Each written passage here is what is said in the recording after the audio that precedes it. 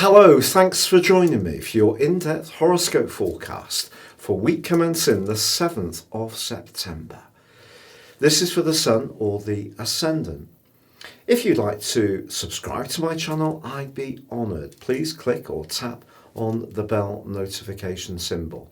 You can also chat with me directly on Twitter at Horoscope Ace, or download your free natal chart by clicking the link below.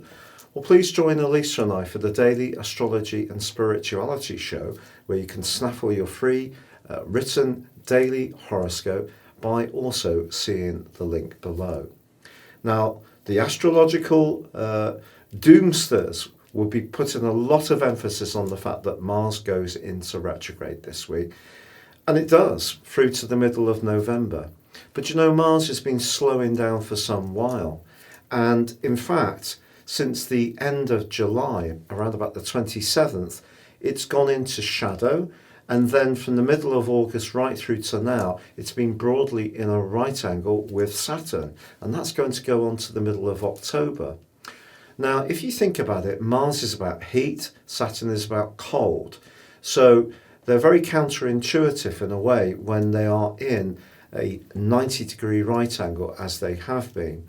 So our desire to make things happen as individuals, which comes through Mars in Aries, where it's its home zone, is countered by the more traditional and restrictive energies of Saturn, also in its home zone, in the stern sign of Capricorn. So things have felt a little bit frustrating for a while. So I'm not sure if we're going to see a clear switch. I think it could be a case of more of the same, but it's not going to be, because actually this week can be really quite positive. Mercury and Venus are forging an ace sextile for the whole of the week. And because Mercury is now in the fair-minded Libra and Venus in the glorious Leo, well, this is a wonderful combination to up the volume, to be more playful and sociable and interact more wherever we can do so safely, obviously taking into account COVID. But also this is a week when the Sun in Virgo is forging a terrific angle to Jupiter, and that's very life-enforcing, gives us a lot of encouragement to go for it. And then later in the week, the Sun forges a fantastic angle to Pluto.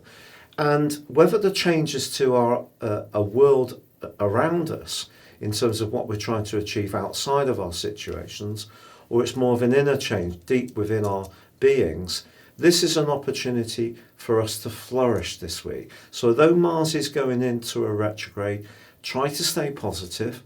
It is still in that limiting, frustrating right angle with Saturn, but Jupiter, fortunately, by the end of this week, goes into forward motion. And that's been rotating backwards for 4 months. And I think that's been a lot to do with the frustration people have been feeling, as much as Saturn and Mars. Now, Thursday does see a quarter moon in the sign of Gemini. So we have a mutable quarter moon because of the Sun being in the sign of Virgo, where it's also very flexible and mutable. So I think this just points towards not trying to do too much this week. The virtue of Virgo can definitely be reinforced by that Jupiter and Pluto combination and the trine to the Sun. So change is possible, but let's use the detail, the meticulous energy of Virgo to go on a step-by-step basis. Then we're not going to try to run before we can really walk.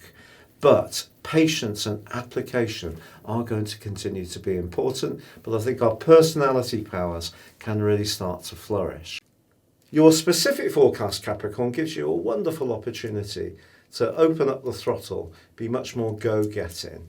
The Sun's in the much more adventurous 9th house, but it is linking brilliantly with Jupiter. The trine between these two, 120 degrees, is probably known as the most lucky aspect in astrology. So it's really giving you the permission to not be so invested in your caution, which is often admirable, but certainly don't let that pulverize your passion. Jupiter also is going to go forwards at the end of this week. And if you have gone through a 4-month period of feeling very hemmed in, very frustrated, and things aren't really going at the pace you want, this is really helpful to you.